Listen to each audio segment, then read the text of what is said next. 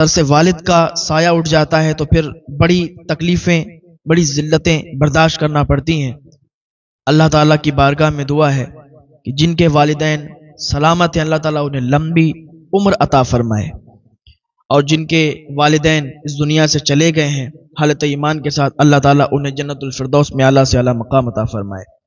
یہ ماں بیٹی تھی، بہت زیادہ نیک تھی، پرہیزگار تھی، نماز پڑھتی تھیں، روزے رکھتی تھیں، خالی ٹائم میں کیا کرتی تھی؟ کپڑوں کی سلائی کرتی تھی۔ ماں کیا کرتی تھی؟ لوگوں کے گھروں میں جا کے ان کے برتن وغیرہ دھو دیتی تھی، ان کے کپڑے وغیرہ دھلتی تھی، تھوڑے سے جو پیسے ملتے تھے ان سے گھر چلا کرتا تھا۔ ادھر بیٹی کیا کرتی تھی؟ بیٹی کپڑوں کو سلا کرتی تھی، جو عورتوں کے کپڑے ہوا کرتے ہیں ان کو سل کے اور گزارا کیا کرتی تھی۔ ماں لوگوں کے گھروں پہ جا کے برتن اور کپڑوں کو دھو کے پیسے جو ملتے تھے وہ لاتی تھی، بیٹی ادھر کپڑے سلتی تھی، اس سے جو ملتے تھے آرام سے ان کا گھر چلتا تھا، اور تھوڑا تھوڑا کر کے یہ تھوڑا سامان بھی اکٹھا کرتے تھے کیونکہ بیٹی کی شادی بھی قریب آ گئی۔ تو یہ سماج ایسا ہے نا، اس میں اگر جہیز نہیں دیا جائے گا تو پھر بیٹی کی شادی بڑی مشکل ہو جاتی ہے۔ اللہ تعالیٰ ایسے لوگوں کو ہدایت عطا فرمائے کہ جو جہیز کی وجہ سے شادیاں کرتے ہیں۔ اور ہم نے تو ایک مشن چلایا ہے اور اس میں تقریباً 1500 1550 سے اوپر لوگ جڑے ہوئے ہیں جنہوں نے قسم کھائی ہے کہ ہم جہیز نہیں لیں گے، اور الحمدللہ ایسے ہی شادی کریں گے بغیر جہیز کے۔ اللہ تعالیٰ ان نوجوانوں کے جذبے کو سلامت رکھے۔ بہت زیادہ انہوں نے بڑا قدم اٹھایا ہے کہ جو انہوں نے قسم کھائی ہے کہ ہم 1 روپیہ بھی جہیز نہیں لیں گے۔ اللہ تعالیٰ انہیں سلامت رکھے اور ایسے ہمارے نوجوانوں کو جذبہ عطا فرمائے کہ وہ بھی کہیں کہ ہم بھی شادی میں جہیز نہیں لیں گے۔ ہم نے بالکل یہ نہیں منع کیا اگر کوئی دے تو نہ لو، کوئی دے رہا ہے اپنی بیٹی کو تو لے لو، لیکن اپنی طرف سے کبھی ڈیمانڈ نہ کرو۔ اور یہ زیادہ بہتر ہے کہ اب منع کر دو آپ کہ نہیں نہیں ہمیں جہیز نہیں چاہیے، ہم آپ کے جہیز کے بھوکے نہیں ہیں۔ ہاں، تو ایسے لوگ ہمارے پاس ہیں کہ جنہوں نے کہا کہ ہمیں اگر جہیز ملے گا تب بھی نہیں لیں گے۔ اللہ تعالیٰ اس پر استقامت عطا فرمائے اور ہمارے نوجوانوں کو اس میں جڑنے کی توفیق عطا فرمائے۔ تو میں عرض کر رہا تھا، یہ جو بیٹی تھی کام کرتی تھی، تو ایک دن اس کے پاس 2 عورتیں آئیں، وہ کپڑے سلوانے کے لیے آئیں، کہنے لگی بہن ہمارے کپڑے سل دو۔ تو اس نے کہا کہ ٹھیک ہے سل دیں گے۔ تو انہوں نے کچھ ڈیزائن بتائی کہ ایسے سلنے ہیں ویسے سلنے ہیں۔ اس نے کہا نہیں میں یہ نہیں کر سکتی، میں سلنا جانتی ہوں لیکن سلوں گی نہیں۔ انہوں نے کہا کیوں، کیا تمہیں تکلیف ہے؟ لوگ سلتے ہیں کپڑے تو ہم اس لیے آپ کے پاس آئے، آپ اچھی سلتی ہیں، آپ کے سلے ہوئے کپڑے محلے کی ساری عورتیں پہنتی ہیں، آپ اچھا سلتی ہیں۔ تو کہا بالکل اچھا سلتی ہوں، لیکن جیسی آپ ڈیمانڈ کر رہی ہیں ہم ویسا نہیں سل پائیں گے۔ کہ ہماری ڈیمانڈ کیا ہے؟ ہم نے ڈیزائن بتا دی۔ کہ ڈیزائن ٹھیک ہے ہم ڈیزائن بھی ڈال دیں گے، لیکن جو آپ نے مجھے یہ بتایا نا کہ بازو اس میں نہیں آئے گا، اور یہ بازو تک رہے گا آپ کا، اور اس کے نیچے سب کھلا رہے گا، اولی منہ مجھے نہیں کرنا آئے گا، اس لیے کہ میں ایک عزت دار لڑکی ہوں اور اللہ سے ڈرنے والی ہوں، مجھے پتا ہے میں جیسے پہنتی ہوں ویسے میں سل دوں گی، لیکن آپ کی ڈیمانڈ پر آپ جو بتا رہی ہو نا کہ بس یہیں بازو تک آئے گا اس کے نیچے سب کھلا رہے گا، تو یہ مجھے کرنا نہیں ہے، کیونکہ اللہ سے خوف کرتی ہوں، اللہ سے ڈر لگتا ہے، آپ بھی ڈرو۔ اس نے کہا میں آپ کو 1000 روپے دے دوں گی، لوگ 200-250 روپے لیتے ہیں، میں آپ کو 1000 روپے دوں گی سلنے کے۔ اس نے کہا اللہ کا خوف کرا مجھے 5000 دو پھر بھی میں نہیں سلوں گی۔ کہا اچھا ہاں، بولی میں اللہ سے ڈرتی ہوں، اللہ سے ڈر لگتا ہے، جو اللہ سے ڈرتا ہے وہی کامیاب ہوتا ہے، جو اللہ سے ڈرتا ہے اللہ تعالیٰ اسے ہی جنت عطا فرماتا ہے۔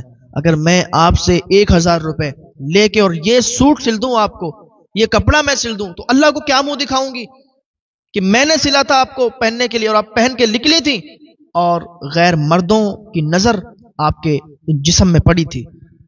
چاہیے تو آپ کو یہ کہ آپ اپنے جسم کو چھپا کے چلیں، اور آپ مجھ سے کہتی ہیں کہ میں اس کو کھول دوں تاکہ لوگوں کی نظریں اس پر پڑیں، میں یہ نہیں کر سکتی۔ انہوں نے کہا میں آپ کو اور بڑھا دوں گی پیسے۔ انہوں نے کہا خدا کے واسطے آپ لوگ چلے جاؤ یہاں سے، میں نہیں کر سکتی یہ۔ چلی گئی دونوں، بہت نیک تھی، پرہیزگار تھی۔ پھر کیا ہوا کہ کچھ دنوں میں انہوں نے پیسے اکٹھے کیے، جمع کیے، سلائی کر کے اس کی ماں نے اس کی شادی کر دی۔ لڑکا بھی غریب تھا، کوئی زیادہ مالدار نہیں تھا، پیسے والا نہیں تھا، غریب لڑکا تھا۔ شادی کر دی۔ اب اس کی ماں نے کہا بیٹا ہم دونوں لوگ ہی تنہا یہاں اکیلے رہتے ہیں، اگر تم میری بیٹی کو یہاں سے لے جاؤ گے اور کہیں گھر پہ رکھو گے ہم تو اکیلے ہو جائیں گے، تو ہم تو ویسے ہی مر جائیں گے، تو آپ ہمارے ہی گھر میں رہ لو۔ تو اس نے ریکویسٹ کی اس سے، تو لڑکا بھی مان گیا۔ لڑکے نے کہا اماں جیسا آپ کہتی ہو میں ویسا ہی کروں گا، ٹھیک ہے اگر آپ کی مرضی ہے کہ ہم لوگ آپ کے ساتھ رہیں تو ٹھیک ہے آپ کے ساتھ رہیں گے۔ لڑکا ساتھ میں رہنے لگا۔ اب یہ 3 لوگ ہو گئے۔ اب لڑکا بھی تھوڑا بہت کام کرتا تھا، مزدوری کرتا تھا، محنت کرتا تھا اور پیسے لاتا تھا۔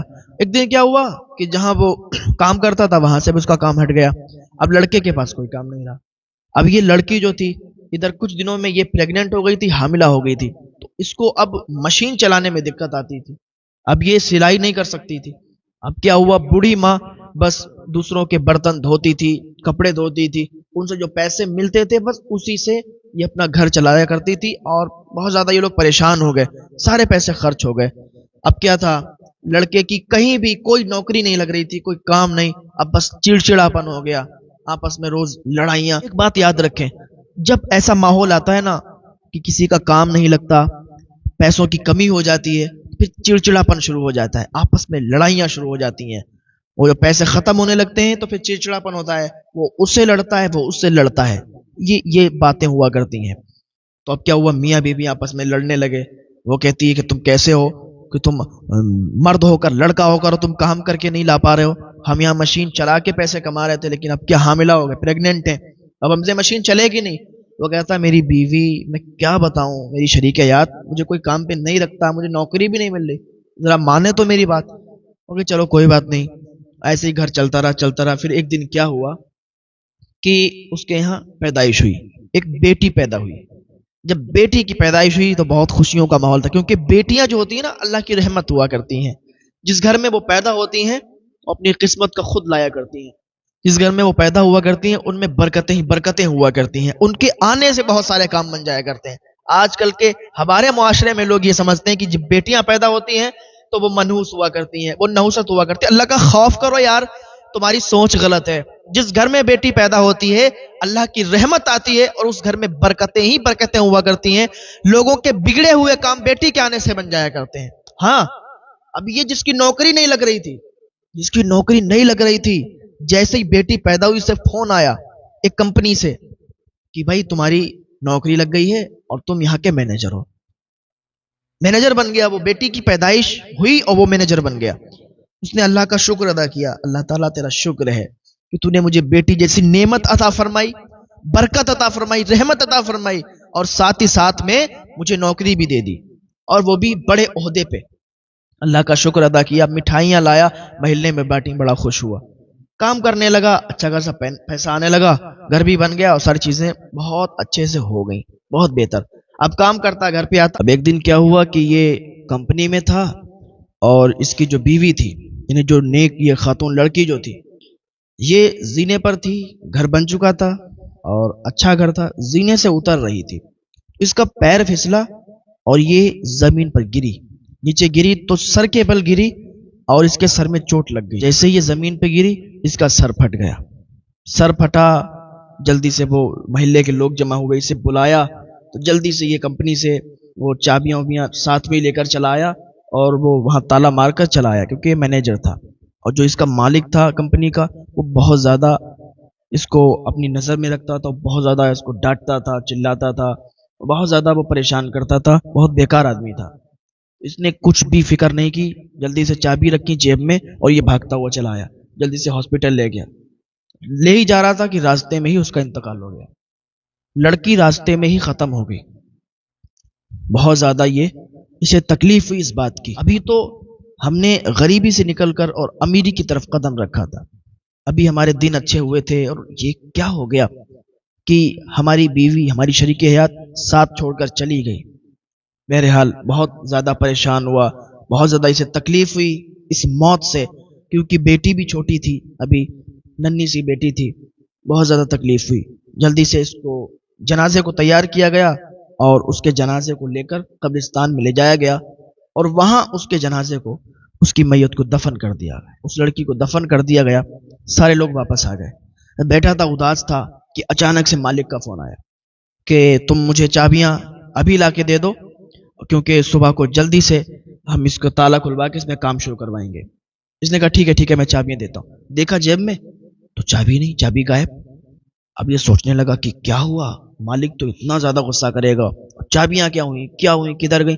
یہ سوچنے لگا تو اس کے ذہن میں آیا کہ چابی تو میری جیب میں تھی اور میں قبر میں اترا تھا، تو ہو سکتا ہے قبر میں چابیاں گر گئی ہوں۔ بھاگتا ہوا دوڑتا ہوا رات میں ہی قبرستان پہنچا۔ قبرستان گیا، جانے کے بعد قبر کو کھودنا شروع کیا۔ جو قبر کھودنے والا ہوتا اس نے دیکھا کہ بھائی کیا بات ہے، کون ہو تم؟ کفن چرانے آئے ہو؟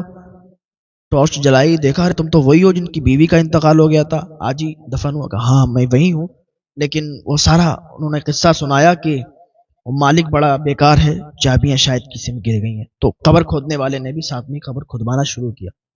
قبر کھدنے لگی، قبر کو کھودا گیا، آدھی قبر کھودی تھی کہ کیا دیکھتے ہیں کہ اندر اس کے جو بیوی تھی نا، اس کے ہونٹ بڑے بڑے اور ان پر عذاب شروع تھا، اس میں سے آگ جل رہی تھی۔ جلدی سے انہوں نے قبر بند کی اور وہاں سے بھاگ لگائی، آ کے بس گھر پہ بیٹھ کے اور اداس ہو گیا۔ اس کا چہرہ، اس کا ساری عجیب سوچ میں تھا اور بہت زیادہ حیران پریشان کی ساس آئیں اور کہنے لگیں کہ بیٹا کیا ہوا، کیسے اداس اور عجیب سی شکل لے کے بیٹھے ہو؟ اس نے کہا ماں جی بس کچھ مت پوچھیے، میں ابھی گیا تھا اور میں نے دیکھا بھی، کبھی بھی اتنے سال ہم لوگ ساتھ میں رہے، ہم نے کبھی بھی کوئی گناہ کرتے اس کو نہیں دیکھا، وہ حافظ قرآن بھی ہے، اور آج میں نے کیا دیکھا کہ میں چابیاں اس قبر میں چھوڑ دی، میں نے وہ قبر میں ہی دب گئی، تو میں نکالنے گیا تھا، میں نے قبر کھولی تو اس میں آگ جل رہی تھی، اس کے ہونٹ جو تھے بڑے بڑے تھے، اس میں جو تھی آگ نکل رہی تھی، اس پر عذاب۔ میں دنگ رہ گیا دیکھ کر کہ ایسی بات کیوں ہو سکتی ہے، میں نے کبھی گناہ کرتے نہیں دیکھا، کبھی کوئی اس کو غلط بات کرتے نہیں دیکھا، تو پھر کیوں ایسا ہو سکتا ہے؟ اس کی ماں بھی پریشان کہ بیٹا تو اب ساتھ میں رہ رہا ہے، میں نے تو اتنی زندگی ہو گئی ہے میری، اور جب سے یہ پیدا ہوئی تب سے اب تک میں نے کوئی بھی ایسا غلط کام اسے کرتے ہوئے نہیں دیکھا، کوئی بھی غلط چیز میں نے نہیں دیکھی۔ کیا ہوا؟ کا مسجد کے امام صاحب سے پوچھ کے آؤ۔ مسجد کے امام صاحب بھی اللہ کے ولی تھے۔ وہ لڑکا بھاگتا ہوا مسجد کے امام صاحب کے پاس گیا۔ امام صاحب ایسی ایسی بات ہے، کب میں تمہاری ساس سے ملنا چاہتا ہوں۔ وہ آئے اور ساس سے ملاقات ہوئی، ساس سے پوچھا کہ کوئی ایسا جرم، کوئی ایسا گناہ؟ انہوں نے کہا میں اتنی زندگی میری ہو گئی، میری بیٹی میرے ہی ساتھ رہ رہی ہے، میں نے اتنا بڑا کیا پال کے، کبھی بھی اس کو کوئی غلط کام کرتے نہیں دیکھا۔ کہا پھر بھی دھیان دو آپ، کچھ بھی ایسا ہو۔ تو سوچنے لگی ہاں ایک بات تو تھی جو میں نے دیکھی تھی۔ کیا؟ بولی یہ کپڑا سلائی کرتی تھی، وہ کپڑا سلتی تھی تو اب ایسا نہیں ہوتا تھا کہ اپنے پاس سے یہ اس کا جو ریل ہوتی ہے، دھاگا ہوتا ہے خرید کے لائے، تو جس کا کپڑا ہوتا اسی کا دھاگا ہوتا تھا۔ بولی اچھا، تو یہ کیا کرتی تھی؟ دانت سے اس کو کاٹا کرتی تھی۔ میں نے کئی بار کہا کینچی سے کاٹا کر، یہ دانت سے کاٹتی تھی، کچھ دھاگا دانت میں ہی چپکا رہ جاتا ہے۔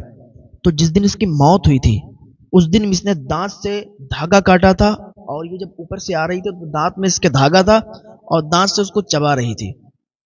تو کہا بس اتنا ہی دیکھا۔ تو امام صاحب نے کہا کہ واقعی بس اسی کی وجہ سے اس پر عذاب ہو رہا ہے، کیونکہ وہ دانت سے جو دھاگا چبا رہی تھی وہ دھاگا کسی اور کی ملکیت تھی، وہ کسی اور کا مال تھا، اور یہ اپنے منہ میں لے کے اس کو چبا رہی تھی، اور اتنے میں ہی یہ گری اور اس کی موت ہو گئی، اور وہ اس کے ہونٹ پر ہی چپکا رہ گیا، جس کی وجہ سے اس پر عذاب ہوا۔ سارے لوگوں نے وہیں پر توبہ کی، اللہ اکبر، اتنے سے دھاگے سے بھی اتنا بڑا عذاب ہو سکتا ہے، اتنا زیادہ عذاب ہو سکتا ہے؟ تو امام صاحب نے بتایا بالکل، اگر کسی کی امانت میں خیانت کرو گے بالکل عذاب ہوگا۔